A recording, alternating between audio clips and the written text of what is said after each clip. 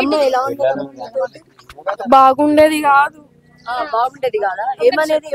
మాకేమన్నది కాదు కానీ మా డాడీని తీసుకెళ్లి తీసుకోపోయిందా? పోయిన 1 month ఒక వీకెండ్ బ్యాక్, ఒక వీక్ బ్యాక్ తీసుకోపోయిందా? ఈ వీకెండ్ లేడని చెప్పింది. తర్వాత ఎప్పుడు వచ్చింది మీ మమ్మీ మీ ఇంటికి? ఆదివారం వచ్చింది. ఆదివారం వచ్చి ఏం చెప్పింది? మీ డాడీ లేడు, మిస్ అయ్యిండు, కనిపిస్తలేడు అని చెప్పింది. ఎప్పుడైనా మాట్లాడేదా? మా డాడీని తీసుకొచ్చినాక 3-4 days మాట్లాడింది. ఎట్లా మాట్లాడేది? మంచిగా మాట్లాడేది? మంచిగా మాట్లాడింది. తర్వాత మీ డాడీ లేడు, మిస్ అయిందంటే నువ్వు తీసుకెళ్ళినావు కదా సిటీ, ఎట్లా తీసుకెళ్ళినావు అట్లా తీసుకురా, మా డాడీ మాకు కావాలని అంటే లేని వాడిని ఎక్కడి నుంచి తీసుకురావాలా అన్నది. తర్వాత అవన్నీ నాకు చెప్పకు, మా బాబు కావాలని అంటే ఇక తర్వాత ఏం అడిగినా అని సమాధానం చెప్పలేదు, సైలెంట్ గా ఉంది. ఇక చుట్టుపక్కల వాళ్ళు ఇట్లా అడిగినా కానీ ఏం రెస్పాండ్ కాలేదు మాకు. ఇక ఆ రోజు నైట్ స్టే చేస్తే ఇది పోలీస్ అంకుల్ వాళ్ళు వచ్చి తీసుకొచ్చి ఇక్కడికి వచ్చిన తర్వాత తెలిసింది మా డాడీని చంపేసిందని. ఇక్కడికి వచ్చిన తర్వాత తెలిసిందా? ఓకే, మరి మీ డాడీ ఎవరింట్లో ఉన్నారు మా? ఇక్కడ మా నాన్నమ్మ వాళ్ళతో ఊర్లోనే ఉండేవాళ్ళం. డాడీ ఏం పని చేసేటోడు? అంటే వాళ్ళ దగ్గర వీళ్ళ దగ్గర జీతం ఉండేవాడు. జీతం ఉండేటోడు. మిమ్మల్ని ఎలా చూసుకున్నాడు నాన్న? బానే చూసుకుని మాకు. మంచిగానే చూసుకున్నాడా? మరి 15 సంవత్సరాలు అయిందంట కదా మీ మమ్మీ మీ డాడీ సరిగా కలిసి ఉండేటోళ్ళు కాదంట? అవును, లేదు. నాకు 5 years, మా తమ్ముకి 3 years ఉన్నప్పటి నుంచి మా మమ్మీ మాతో లేదు. 3 years ఉన్నప్పటి నుంచి? మా తమ్మునికి 3 years ఉంది. తమ్మునికి 3 years ఉన్నప్పటి నుంచి లేదు. ఏమో వాళ్ళ మధ్య ఏం భేదాలునో తెలియదు. అప్పుడు మాకు చిన్నవాళ్ళం కదా, అప్పుడు తెలియదు. మాకు పెద్ద అయిన కొద్ది తెలిసింది ఏంటంటే వాళ్ళకి పడి రాదు, గొడవలే ఉంటాయి ఎప్పటికని. అంతే. ఇక అంతేనా? మరి ఏమనుకుంటున్నాను, మరి ఈ రోజు మీ డాడీ లేరు కదా, ఏందమ్మా పరిస్థితి? మమ్మల్ని ఎవరిని చూసుకుంటారని అదే బాధ. ఇప్పుడు మా నాన్నమ్మ కళ్ళు కనిపించాయి, మా నాన్న లేడు. తాత కూడా లేడా? తాత కూడా లేడు. మరి మామ వాళ్ళు ఎవరైనా ఎట్లున్నారు? మమ్మీ వాళ్ళ మా మేన సైడ్ ఏమైనా చూసుకుంటారా? లేదు, మామ వాళ్ళు ఎవరు చూసుకోరు. మేనమామ వాళ్ళ సైడ్ నాకు ఎవరు చూసుకో, మా అత్త చూసుకుంటది. మా నాన్న సైడ్, మీ నాన్న సైడ్ మీ నాన్న వాళ్ళ అక్క చూసుకుంటది. అంతేనా? ఇప్పుడు మరి ఏంటి, ఎలాంటి శిక్ష పడాలనుకుంటున్నావు మీ అమ్మకి? మరి జీవితాంతం బయటికి రాకుండా శిక్ష పడేటట్టు చూడమని అడుగుతున్నాను. అంతే. అంతేనా? కాదు, మీ నాన్నతో పాటు మిమ్మల్ని హైదరాబాద్ కి రమ్మని చెప్పలేదా? మీ నాన్న చెప్పింది కానీ మేము రాలేము. అంటే మా నాన్నమ్మతోనే ఉంటామని మేము రాలే ఊరు నుంచి. అంటే మీ నాయనమ్మతోనే ఉంటానే ఇచ్చారా మీరు? అవును, మా మమ్మీతో వస్తే సిచ్యువేషన్ ఇంటికాడ మా నాన్నమ్మ కళ్ళు కనిపించాయి. మీ మమ్మీ ఎందుకు వచ్చింది? మీ మమ్మీకి మీ డాడీకి పడదు కదా? పడది. మమ్మీ ఎందుకు వచ్చింది మీ ఇంటికి, మీ ఊరికి ఎందుకు వచ్చింది? అప్పుడప్పుడు వస్తుండే. ఇప్పుడు ఉగాదికి వచ్చినప్పుడు మాట్లాడుకొని సిటీ వచ్చిర్రు వీళ్ళు. మాకు కూడా రమ్మంటే మేము రాలేము. తర్వాత అంతగా నడిపించిర్రు. ఇక ఇదంతా నడిపించిండ్రా? ఇక్కడ ఎవరు డౌట్ వచ్చిందా మీ మమ్మీ మీద ఎలా చేస్తారని? నాకు అనిపించలేదు, ఇలా చేస్తాను ఇట్లా అనుకోలేను నేను. ఇక్కడికి వచ్చిన పోలీస్ అంకుల్ వాళ్ళు వచ్చి మీ డాడీ లేడీ చంపేసి వచ్చిందా అని చెప్పేసరికి తెలిసిపోయింది మాకు. అంతే. ఏ కారణాల వల్ల చంపేసి ఉంటది? ఎందుకు ఆయన ఏమో తెలియదు. ఇక గొడవలు పడ్డారు కదా, ఏమన్నా అనుకుర్రేమో తెలియదు. ఇక మరి పర్సనల్ అన్ని అడగలేం కదా, అట్లా అన్నీ తెలీదు. అట్లా ఎట్లున్నట్టోడమ్మా మీ సాయిలు? మా తమ్ముడు మంచిగా ఉంటాడమ్మా. ఇప్పుడు 17 ఏళ్ళ అమ్మాయి బండికి మేమే చూసుకున్నాం. మా అమ్మ, మా నాయన, మా తమ్ముడు. ఇట్లా వారం రోజులు అయి తీసుకొచ్చి 4 రోజులకనే 4 రోజులలోనే ఇట్లా మిస్టేక్ అయింది. వారం రోజుల గురించి ఒక్కొక్క ఇట్లా అయింది. అంతే, మంచిగా ఉందని ఇట్లా చేసింది. అంటే ఏం మాటలు చెప్పి అసలు హైదరాబాద్ కి తీసుకొచ్చింది మీ తమ్ముడిని? ఒక వాచ్మెన్ కుందాం దాని, వాచ్మెన్ కుందాం అని చెప్పి తీసుకొచ్చింది. వాళ్ళిద్దరు ఎందుకు విడిపోయారు ఫస్ట్ లో? అప్పుడు వాళ్ళ నాయన అమ్మ గొడవ వాడి అట్లా మా తమ్ముని చెట్టు కట్టేసి చంపారు. అప్పుడు కట్టేసి చంపుతారు అని దొరకనీయలేం మా తమ్ముని. ఎన్నెన్న నుంచి ఊళ్ళోనే గది కష్టం తీసుకొని బతికాం. మా అమ్మ, మా నాయన, మా అమ్మ మా తమ్ముని పిల్లల్ని నడిపి బతికింది. పెద్ద చేసింది. 3 ఏళ్ళ పిల్లగాడు, 5 ఏళ్ళ పిల్ల. విడిపోయాడప్పుడా? ఓకే, మీరు బానే చూసుకునేటోళ్ళు, కానీ అట్లా ఎట్లా పంపించారు మీరు కూడా ఆ వెనకాల? గట్లా నాకు చెప్పలేరు సార్, నాకు తెలియదు. మా తమ్ముని దొరకొని వచ్చింది తెలియదు. ఇక ఆశ్మీర్ కుంటామమ్మ అని తోలిచ్చిర్రు. ఏంది ఆమెకి ఏదో అక్రమ సంబంధం ఉంది అని అంటున్నారు, మీకు ఏమైనా తెలుసా అమ్మాయి విషయము? ఇక్కడ మేమెందుకు వస్తాం అదే మేమెందుకు వస్తాం? తెలియదు మీకు? తెలియదు. మీకు ఎప్పుడు డౌట్ రాలేదా మీద తీసుకొచ్చారు అంటే మంచిగా? ఇగో ఇన్ని నెలలు వీడిపోయారు కదా చేసుకొని బతుకుతాం దా అని తోలుకొని వచ్చింది. పిల్ల పెద్దగా అవుతుంది కదా మరి పోదాం దా అని తోలుకొని వచ్చింది అంతే. ఇట్లా చేసినాను. చూసుకునేదా డబ్బులు ఏమైనా పంపించేదా పంపలేదు. ఏ రోజైనా పిల్లలు ఎట్లున్నారు ఏందని ఫోన్ కానీ చేసేదా ఎన్నడికన్నా ఒకసారి చేస్తే అది ఇష్టంతో మాట్లాడాలి లేకపోతే లేదు అంతే. అంతే అంతేగాని వేరేదేం ముచ్చటలేదు. మరి ఏమేం పని చేస్తుంది ఇక్కడ ఏం తెలియదు అంటే విడిపోయిన తప్పటి నుంచి అసలు ఏం మాట్లాడలేదు మీరు కూడా. మరి వాళ్ళ చెల్లి వాళ్ళ భర్త ఉన్నారు కదా, వాళ్ళు వచ్చారా మీ ఇంటికి ఎప్పుడైనా?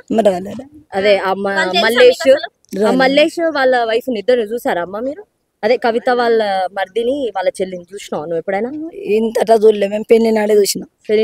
అసలు ఇదంతా ఎందుకు చేసింది అంటారా? ఏంటి రీజన్? అయిన మాన నేను బతుకుతున్నాను, మనము బతికేతాని కోసానికి దొరకొచ్చింది, ఇవన్నీ చేస్తారని తెలియదు కదమ్మా. అందుకే ఏంటి రీజన్ ఏంటి, ఎందుకు ఇట్లా చేసింది? ఆయన మాన ఆయన బతుకుతుంటే తీసుకొచ్చి చంపాల్సినంత అవసరం ఏంది? ఏమన్నమ్మా ఆమెకేం అదే అట్లా తెలియదు. మరి ఏంది ఇప్పుడు ఏం చెప్తావు చెప్పు, నీకు ఎలాంటి న్యాయం కావాలని అనుకుంటున్నావు? నీ తమ్ముడికి ఏం న్యాయం జరగాలనుకుంటున్నావు? ఏ నాయన ఉన్నొక్క ఓడబెట్టిన పిల్లల్ని చూసుకొని బతికించుకోవాలి కదా.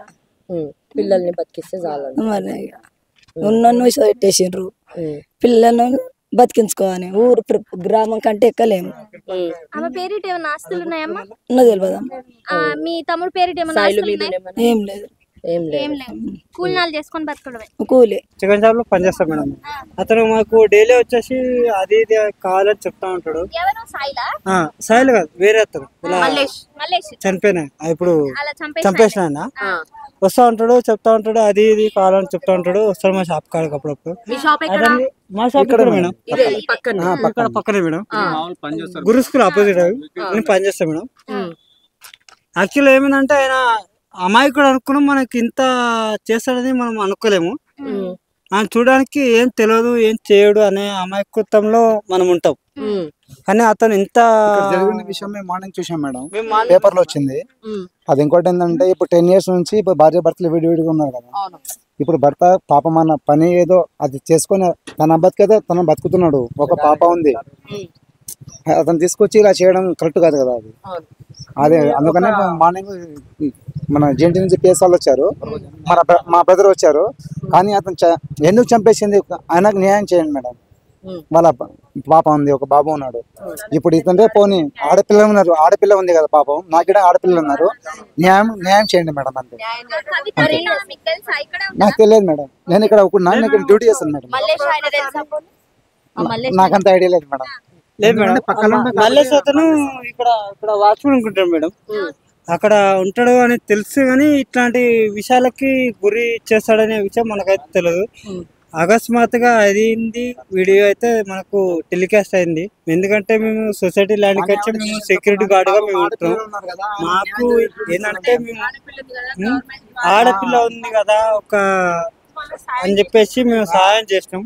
దాని తరపున మేము సహాయం చేసినాం, కానీ మాకు ఏదో వస్తుందని కాదు, ఒక వీడ తరపున కాదు, ఒక జన తరపున కాదు, మా సహాయం మేము చేసాం. కాకపోతే అతను ఎందుకంటే అమాయకంగా ఉంటాడు చూడడానికి. కానీ అతను అకస్మాత్తుగా అయిన చంపేసినంటే, ముగ్గురు కలిసి చంపేసినంటే అది మేము ఊహించలేని విషయం మేడం. అతను వీళ్ళు ఇక్కడే కావాలంటే మేము చూసాము, మీరు చూసారు. అకస్మాత్తుగా అతను చంపేసి ఇట్లా చేశారు, ముగ్గురు కలిసి చంపేశారు. మేడం అమ్మాయికి న్యాయం జరిగే చూడండి అంతే. Thank you. ఒక ఆడపిల్లగా మేము చెప్తున్నాం, ఎందుకంటే ఎవరైనా తల్లిదండ్రులు అందరికి సమానమే కదా. తల్లి భర్తను చంపిందంటే మగవాళ్ళు వేరే వాళ్ళు కూడా ఏమనుకుంటారు, లేడీస్ రెస్పెక్ట్ కూడా ఇవ్వరు. అలాంటి ఆడవాళ్ళు కూడా ఊరికి వదలొద్దని నేను అనుకుంటున్నాను. ఎందుకంటే నాకు పిల్లలు, నాకు భర్తలు, నేను కూడా పని చేసుకుని రోజు ఇదే దారి నుంచి వెళ్తున్నా. 5 years నుంచి నేను కూడా వెళ్తున్నాను. నేను నిన్న మార్నింగ్ కూడా వెళ్ళాను, నా కేసు మెయిల్ రాలేదు. రోజు వెళ్తాం, ఇదే టైంకి వెళ్తాం రోజు. కానీ ఆ అమ్మాయి మటుకు గవర్నమెంట్ ద్వారా కానీ ఎవరి ద్వారా కానీ ఆ అమ్మాయికి ఒకటి చదువుపియండి, మ్యారేజ్ అయ్యే వరకు కూడా చూసుకొని ఏదైనా సాయం చేసి ఆమెకు హెల్ప్ చేయండి పాపం. అదొకటే కోరుకుంటున్నాను అందరికి. వాళ్ళ అమ్మనైతే వదలకండి. ఇలాంటి అమ్మలని ఏం చేయాలి మరి? ఇప్పుడు నేను కూడా ఒక తల్లినే కదండి. పని చేపిస్తా అని చెప్పి అవును, అది తప్పండి, అది తప్పు. ఎందుకంటే తను తీసుకురావడం తప్పు. నీకు ఇష్టం లేకపోతే అక్కడ పెట్టేసి నువ్వు సైలెంట్ గా వచ్చేసి నీ బతుకు నువ్వు 2 రోజులు బతికినావు కదా, అట్లనే బతుకు అయిపోతుండే కదా. నువ్వు తీసుకురావడం ఏంటి, చంపడం ఏంటి? నీకు ఎందుకంత కక్ష? నీకు దేని వల్ల చంపినవు, నీకు ఏం అవసరం అని చంపినవు? అది పద్ధతి కాదు. అంటే వివాహిత సంబంధం ఒకటి కారణం అని చెప్పి చెప్తున్నారు. అదే అట్లా అంటున్నా కానీ తెలియదు మేడం మాకు. ఎందుకంటే ఒకటి ఆడపిల్లకి న్యాయం చేయండి, ఆమెను మట్టు వదిలిపెట్టకండి. అండి. ఆమెను చూసి ఇంకొకరు కూడా నేర్చుకుంటారు. ఇంత రోజు రోజుకి ఇట్లా ఎందుకు పెరిగిపోతున్నాయి ఇవన్నీ? ఇట్లా చేయకూడదు. ముగ్గురు కలిసి చంపారు కదా, ఆ ముగ్గురు అయినా ఆ పిల్లలకు న్యాయం చేయాలి. వాళ్ళ ఆస్తులు అమ్మైనా అని వాళ్ళ పిల్లలకు న్యాయం చేయాలి. గవర్నమెంట్కి వెళ్ళి కొంచెం న్యాయం చేయాలి మేడం. కానీ ఇది పద్ధతి కాదు. సాకేటోడు తండ్రి పోయిండు, అది అజ్జలదే పోయింది. కానీ పిల్లలకైతే న్యాయం చేయాలి మేడం. చూసానండి, వాళ్ళని చూసా నాకు చాలా పాపం అనిపిస్తుంది. అమ్మాయి కూడా ఏం తెలియనట్టుగానే ఉంది. కానీ వాళ్ళ అమ్మని మట్టుకు వదలొద్దండి. వాళ్ళ అమ్మని మట్టుకు నేను ఎక్కడికి వచ్చి మాట్లాడమన్నా మాట్లాడతా, ఆమెను మట్టుకు ఊరి తీయండి నడి రోడ్డు మీద. ఇంకొక ఆడది కూడా ఇలాంటి తప్పు చేయకూడదు. ఏ భర్తను కూడా చంపొద్దు. నీకు ఏదైనా న్యాయం, నీకు బాధ అనిపిస్తే, నీకు టెన్షన్ ఉంది, న్యాయం చేయాలనుకుంటే వెళ్ళి నువ్వు అక్కడ మాట్లాడాలి. కానీ ఒక భర్తను చంపడం మట్టుకు తప్పది. ఇంకో ముగ్గురు చేయాల్సిన అవసరం ఏముంది? కానీ ఆడపిల్లకు న్యాయం జరగాలండి. కష్టపడడం దేని గురించి మనం ఇప్పుడు మనం మ్యారేజ్ చేసుకున్నాము. నువ్వు భర్తను చంపుకున్నావు, ఒక మాట చెప్తున్నావు, తప్పది. చాలా వరకు అది న్యాయం కాదు అని తీసుకురావడం, చంపడము అది తన బాధ్యత కాదు. తన మట్టుకు వదలకండి. ఇది ఒకటే చెప్తున్నా నేను. తను వదిలిపెట్టారనుకో, తను అలా చేసినట్టు ఇంకోరు కూడా చేస్తారు రేపు పొద్దున. ఆమె చేసినట్టు కూడా ఇంకోరు కూడా చేస్తారు. అందుకని దాన్ని ఎలా చేయాలంటే ఎలా చేయండి. ఆ పిల్లలు కూడా అమాయకంగా ఉన్నారు అండి. వాళ్ళకి పాపం ఏం తెలియనట్టు ఉంది. పిల్లలకు కూడా ఏం తెలియదు. పాపం హస్బెండ్ కూడా ఇప్పుడు వాళ్ళ నాన్న కూడా చనిపోయిండు. ఆ అమ్మాయి కూడా ఏం తెలియదు, పిచ్చిదానిలాగా ఉంది. పాపం చూస్తుంటే మాకు కూడా అర్థమైంది. ఎవరో తెలియని వాళ్ళు మేమే కన్నీరు పెడుతున్నామండి. సంబంధం లేదా వాళ్ళతోటి అంటే లేదండి, మేము రోజు ఇటు నుంచి వెళ్తాం కదా, వాళ్ళని చూసి జాలిపడి కొద్దిసేపు కన్నీరు కార్చాం. ఎందుకంటే ఒక తండ్రి కూతురుకు దూరం అయిపోయిండు. ఇప్పుడు అమ్మ లేదు, అమ్మ నాన్న లేని బతుకు వేస్ట్ అండి. దయచేసి మీడియా వాళ్ళకి చెప్తున్నా, గవర్నమెంట్ రేవంత్ రెడ్డి గారు కూడా వెళ్ళాలి. నీ మాట్లాడే ప్రతి ఒక్క మాట కూడా రేవంత్ రెడ్డి కూడా సహాయం చేయాలి. నేను ఓటేసినందుకు నా అధికారంతో నమస్కారం చెప్తున్నా. రేవంత్ రెడ్డి గారు దయచేసి ఆ అమ్మాయికి అబ్బాయికి స్టడీ గానీ పెళ్లి అయ్యే వరకు మొత్తం చూసుకున్న బాధ్యత మీదే. నమస్కారం అండి మీడియా వాళ్ళకు. థ్యాంక్ యూ మాట్లాడినందుకు. ఓకే అండి.